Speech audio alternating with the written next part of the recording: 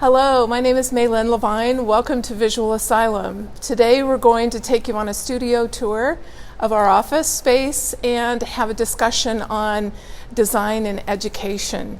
Today, before we get started on that, we want to tell you a little bit about ourselves and the work that we've done over our 30 years of being in business in San Diego, which I think will lay the groundwork for sort of how we got here and what influenced our decision to sort of move into design for education. So to get started, first of all, I should say that my sister and I, Amy, are partners, and we've been in business together for a long time. We started our business here in the East Village, where we reside currently. And we'd love to share our space and our philosophy and the work that we're doing. So welcome again to Visual Asylum. Hi everyone, I'm Amy Levine. We've been partners since the day I was born. So having grown up in Leadville, Colorado, which is a small mountain town in the center part of Colorado at elevation 10,200 feet, growing up on horses and 10 months of winter, it's a completely different experience here in San Diego. I guess we went from polar extremes there. Our mom was a school teacher, so education has kind of been in our life from the beginning. Helping mom with getting her classroom ready, all of that process of understanding how hard it is to be a teacher, and appreciate the environment that you teach in makes a huge difference in how well you impact the kids in your class. So we kind of come at it from that perspective. Having both taught at City College, I teach at New School of Architecture, wayfinding, and signage. So we have a real appreciation for how hard it is to teach and what it takes to teach and teach well. And we really love working with San Diego Unified School District and the other school districts because we really appreciate what they're trying to do. And we love that collaboration between them, the really great architects that we have the privilege of working with, and making these schools phenomenal. And so it's been a road getting here. I can say that I grew up thinking I was going to be an architect. I was drawing floor plans when I was like 4 years old. And when I took drafting in high school, which I loved, and I met with an architect and he was talking about the process, and he was talking about projects taking years. And when I was 17 years old, I just couldn't even fathom working on the same thing for years. So it kind of diverted me from my original passion to graphic design that had a much quicker kind of turnaround time, which for my 17-year-old self, I thought that was what I needed. So I went to the Kansas City Art Institute, which was such an eye-opening experience. I loved every second I was there. You were constantly surrounded by art and creative people and creative thinking, and there was nothing was out of bounds. And so I approached design very much in that light, that exposure to sculpture and painting and ceramics and fiber arts. It's like anything's possible, everything is open to play with and not to be afraid of anything. So I really cherish that I was fortunate enough to find that great school and go to school with some really amazing, talented people. And the design I do today is reflective of that experience. I think it's funny that I had started out wanting to be an architect, having huge love for architecture and kind of finding my way, backing my way into it as my career progressed, as our company and the work that we have done evolved. And we kept trying to force our way, well, not force, but coerce our way into more environmental design.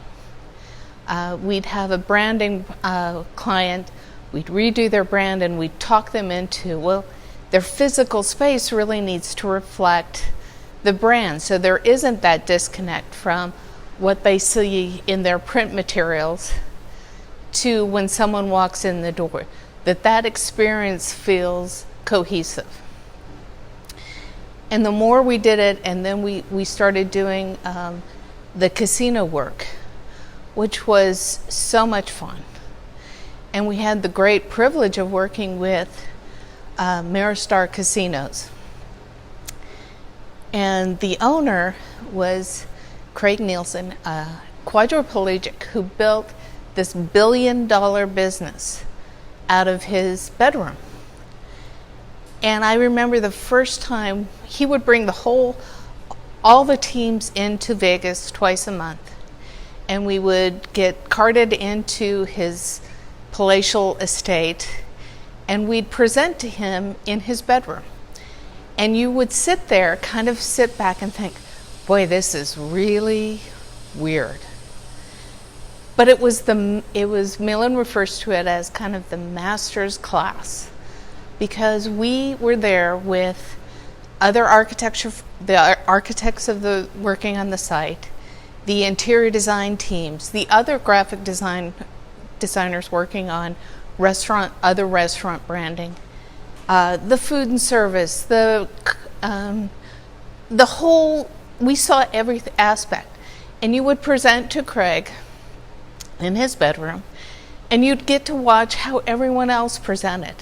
So what seemed really odd at first is completely fell away when you'd hear Craig talk. He was brilliant, absolutely brilliant, and completely dedicated to the craft of design. Nothing escaped his attention. He made you better. It was about, how can I make this better? Not cheaper, not faster, not, how can we fool somebody? It was about, let's make it better. Unbelievable client. We learned so much, not only from him, but from all the people presenting. It's like that time where you always think, gosh, if I could be a fly on the wall, wouldn't it be great to know how that master designer actually presents? We got a little insight into that. And I think we became better because of it, which is a great gift. So my route to design took a little bit different path than Amy's. I started as a business major at the University of Denver, where I was fortunate enough to fall into a basic design class with Judy Anderson that completely changed my life. She was so inspiring, a working professional, so she brought the real world of the practice of design into the classroom. And I look back now on my career and my path and recognize the similarities, not that I set out to follow what she had done, but she was such an inspiration that I think that what the foundations that she laid really led me to be a practicing professional and an educator. So whereas Amy's route was really more focused and direct and she was lucky enough to go to a very high-end design course. I feel like the combination of the two of us in our background and our education affords us really a strong basis for being in business together. So I have a little bit of this business background, as the first 2 years of my education were focused on business, and then with a design major. So yeah, we came at it from two different points. but coming together to make a stronger unit as a team. Concurrently, while doing the casino hospitality work, we were also doing a lot of print design work for educational products. We worked with Pearson Learning, National Geographic School Publishing, McGraw-Hill, and Scott Forsman. These two silos of work, the casino work and education work, kind of all come together when we start to design and build the Urban Discovery Academy. In order for us to really, for you to understand our story and how it is that we sort of came to focusing our work on educational design, you can see kind of the story we're telling today includes both, how Amy and I grew up with our mom as an educator, but also another big part of our story is the fact that I adopted 2 children after having won the Lifetime Achievement Award, which at that point in my life I felt like I was still waiting for my life to start. Well, it definitely started that evening when I met a person who guided me to the adoption process through the county of San Diego, and so fortunate to have adopted 2 amazing young people who've changed my life forever. And through a series of circumstances, a school closure, I and others, a handful of us, were left wondering how to salvage this school's family. And so a few of us banded together through lots and lots of trials and tribulations. We ended up starting a charter school. So I currently still sit as founder and board president of Urban Discovery Academy, which is now Urban Discovery Schools, as we've added a high school to our program.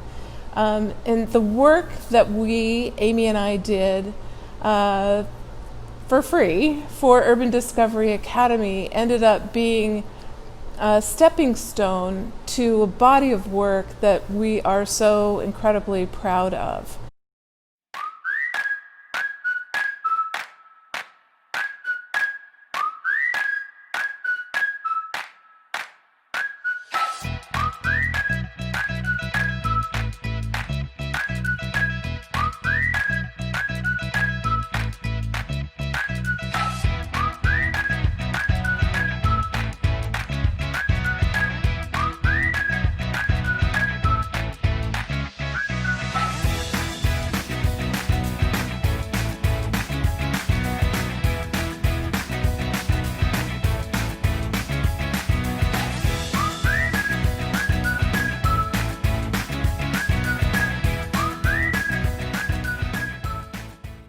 The next project we're going to be sharing with you is for Logan Memorial. It's another example of what great collaboration between ourselves and Baker Nowicki, an amazing architectural firm, and the community and the district. The school is located in the middle of Barrio Logan, which has a great history and culture and aesthetic to it that was very important to bring in and incorporate into this new school. The buildings are gorgeous. We're just finishing up phase 1. It's going to be a full campus, K through 12. It's going to be phenomenal. But what was important was to really have it reflect the culture and the feeling and the aesthetic of the neighborhood that it sits in. So part of our charge was to develop a brand system for the whole school to help tie the whole complex together, because there's a good deal of space between the littles, the elementary school, and the middle and high school. So to help kind of visually tie the whole complex together was really important. Baker Nowicki knew from the beginning they wanted to design in art panels that would be seen throughout and around the exterior and interior of the campus, knowing that that aesthetic, that artful voice had to be present on this campus. So we went around and developed a system of banners. Now these are going to be, I think they're 17 feet wide by 33 feet high. They're really enormous. So we designed and illustrated a series of banners and the color palette that went from the elementary school and into the high school. So there's a slight color change that all works together, but there's definitely a little more sophistication on the high school end and a little softer, more playful on the elementary side. So the challenge of creating a visual language for the school that would hold it all together was a real challenge, but probably one of our funnest projects ever. We designed the logo system, branding for the school, which went to t-shirts, sweatshirts for them, their athletics logo. So it's kind of an all-encompassing project that's we're really excited about. One of the challenges of designing for schools is really finding and researching materials. And we're always on the hunt for the latest, greatest materials that will hold up, and not only to the kids, which they are tough on their environments, but to the elements. And because of all school districts, these are bond financed renovations. So there isn't going to be money to repair things anytime soon. So everything we do has to have that durability and longevity to make it worth its while. Because if it looks pretty for day one and then falls apart day two, we've really failed at our job. The biggest number one job is safety for the kids and being able to withstand the kids. So we've developed some really fun entry letters that are going to be 6 foot by 6 foot, 3 feet deep letter forms. This is I think our dream project of where working with really great architects, the district's vision and faith in us to kind of bring this together and to really create a school experience that is going to really reflect the neighborhood it's in and take it to the next level. We learned so much about design and process through each and every one of these projects. This next project that we're going to talk about is called the VIP Village Preschool. And the project, we were lucky enough to collaborate with Frisco White from Westberg White Architects, a lovely human, wonderful firm, really excited to work with them on all of the various projects that we've gotten to do together. They really push us and encourage color, which we're really good at, we feel like. And so this project was done for South Bay Union School District. And VIP is a village preschool project, a ground up. So they had existed for decades in broken down sort of old modular buildings. And this project included new modular buildings. So the buildings themselves are just boxes, essentially, built off-site and then brought to the site and installed. And so when we were brought in, again, a clean slate, but the superintendent and assistant superintendent loved the work that we had done for urban discovery schools and wanted a version of their own of that sort of philosophy. And so what we explained to them was the strength at Urban Discovery Academy really was in its holistic approach, and that it expressed outwardly what was happening on the inside. And so, this little school is focused completely on the littles, on 3 and 4 year olds. So it's only a preschool, no upper school kids on this campus. And it's in Imperial Beach, very close to the beach itself. And so, darling, cute neighborhood. And so we wanted the school to reflect kind of, the neighbors that are there and the environment of the community. So we really took that to heart in the design approach that we took for VIP. And so, the exterior of the buildings when we got brought in were just, the only detail to these boxes were stucco demising sections that were broken into a grid, which looked immediately like so inviting to want for us to color that grid. And so we actually had the architect add a few more lines in the grid so that we had more options with our color.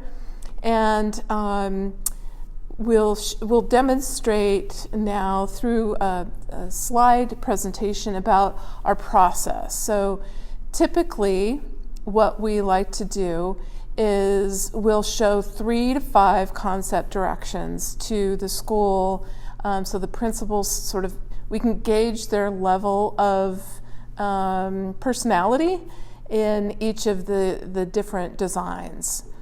So here we're showing kind of our schematic design presentation, and here we showed 3 different design directions. So the first one actually ended up being the one that they chose, but the palette is based on a neutral gray background. So we chose, I think, 4 different grays to work with, and we did sort of a random organization of using that background gray color. And then we incorporated this design patterning work that for us was a playful way to hint at both, the architecture itself having the grid included into it, but also sort of a playful nature that is preschool.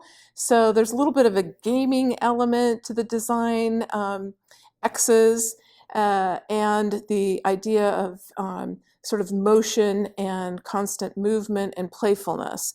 So we definitely wanted the graphics to hint at the fact that it's a school, but not be too literal, because we wanted the presence to the community, the outward-facing presence, to be colorful and add to the neighborhood, but not be too much, right? So in the designs we showed kind of a typical screening that happens. So along the main street, Fern Street, we have an opportunity to do some sort of an element that is repetitious. And the landscape architect that we kind of worked with, in addition to the architect, envisioned that there might be screening opportunity to cover up the air conditioning unit. So instead of seeing a repetition of air conditioning units, we would see this repetition of pattern and color along the main street. And so that would be outward facing to the community. So, and then our second concept took a direction that was a little warmer, with a more taupey background coloration, but also using that grid to break up how much. So it's not, every building isn't all one color, but they're broken up with these varying taupe colors, and then adding in the pops of color. So this one's definitely a little quieter.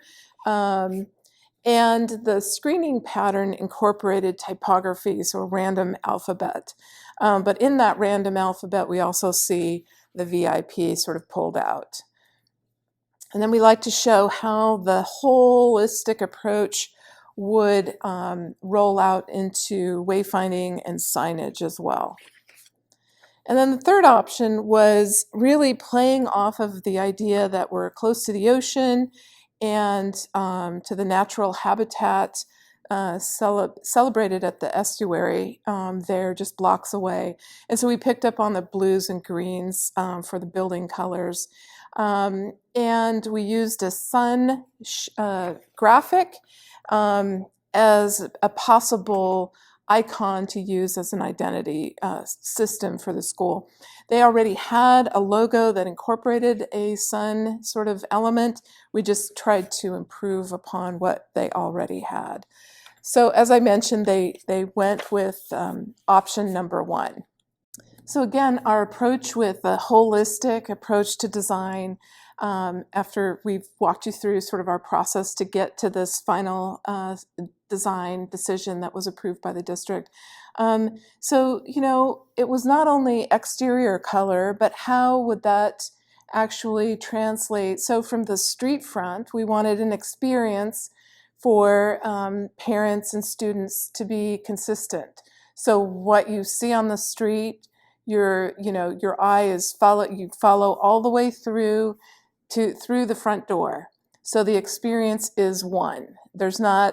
We didn't introduce something on the street that's now a mystery when you walk inside the front door. So everything is consistent. And with this project in particular, the reason it was so much fun for us was that we got to do color work and then interior design. So we picked all the finishes and material choices, so flooring, carpet, the tiles, and the pattern work of the tile in the restrooms is very playful and fun use of color there. And then that evolved into also us doing the FF&E, which is the furniture and fixtures. So we got to choose and select, help them plan out all of the classrooms. So this was an opportunity for them to get rid of all the old broken down furniture and to buy new furniture for each and every classroom. So you can see here the layouts that we did to demonstrate to the teachers and the principal how each room would function, what the colors would be. The teachers have a philosophy of sort of quieter is better in preschool. And so we chose all wood furniture. So the palette is very simplified and unified. So every classroom is going to look the same. We're going to give you a quick tour of our studio. This is one of 6 locations that we've been in downtown or in and around. We really love it. Our environment has always been a critical aspect of our branding, and so it's really important for us that our environment reflect what's important and how we feel about design and where we want to work, since we spend so much time here as opposed to anywhere else. So our environment is really important. The other thing that's really important to us is who we work with. I'd like you to meet one of our great designers. Hi, I'm Heber. I've been working at Visual Asylum for, I want to say, over almost 8 years, actually. It's been a while. Very fun. I love working here and with the people that are here, along with the projects. The projects are pretty much what keep me coming back. I'm very lucky that I get to work on these projects that I'm very passionate about, including this package that I'm currently finishing up. This is one of the current projects finishing up, which is for a coffee roasting and brewing company, which went through initial phase of 3 different concepts for branding, taking what they already had and turning it into something that's more appropriate, not just for their location, but for the general branding goals, which includes logo, typography, colors, patterns, stationery, and packaging, just to start off. And then later on, ideally, as the company grows, they'd want to expand into different aspects, not just small branding. So that concludes our tour and discussion on education design. We hope you've enjoyed it. We hope that you all are staying safe and well, and look forward to an in-person tour at some point. Thank you again for attending.